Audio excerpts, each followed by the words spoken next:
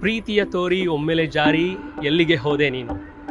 ನಾನು ಬರೆದಿರೋವಂತಹ ನನ್ನ ನೆಚ್ಚಿನ ಸಾಲು ನಿನ್ನ ಗುಂಗಲ್ಲಿ ಹಾಡು ಯೂಟ್ಯೂಬ್ನಲ್ಲಿ 50 ಮಿಲಿಯನ್ ಪ್ಲಸ್ ವೀಕ್ಷಣೆಗಳನ್ನ ಈಗಾಗಲೇ ಪಡೆದುಕೊಂಡಿದೆ.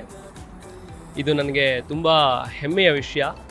ಇಡೀ ನಿನ್ನ ಗುಂಗಲ್ಲಿ ತಂಡಕ್ಕೆ ಹೆಮ್ಮೆಯ ವಿಷಯ, ಕನ್ನಡಿಗರಿಗೆ ಒಂದು ಹೆಮ್ಮೆಯ ವಿಷಯ. ಯಾಕಂದರೆ ಇದಕ್ಕೆ ನಾನು ಕೂಡ ಸಾಹಿತ್ಯ ಬರೆದಿದ್ದೀನಿ ಅದ್ವಿಕ್ ಮತ್ತು ನವೀನ್ ಅವ್ರ ಜೊತೆಗೆ.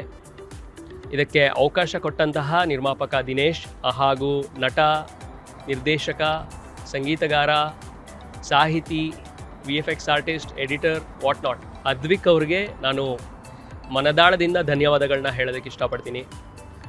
ನಾನು ಬರೆದಂತಹ ಸಾಲುಗಳು: ಕಾಣದೆ ಹೋದೆ ಎಲ್ಲಿ, ಕಾಡಿದೆ ನಿನ್ನ ನೆನಪಿಲ್ಲಿ, ಯಾರನ್ನೇ ಕಂಡರೂ ನಿನ್ನೆ ಕಾಣುವೆ ಅಲ್ಲಿ, ಹುಡುಕೋ ದಾರಿ ನಿನ್ನಲ್ಲಿ ಸೇರಿ ನೀ ಸಿಕ್ಕರೆ ಸಾಕು, ಬೇಡುವೆ ಸಾರಿ ಭಯವ ಮೀರಿ ನಿನ್ನ ಒಲವೇ ಬೇಕು, ನಿನ್ನ ಗುಂಗಲ್ಲಿ ಏನಾದರೂ 100 ಹುಡುಕಾಡುತ್ತಾ ಸೇರುವೆನು.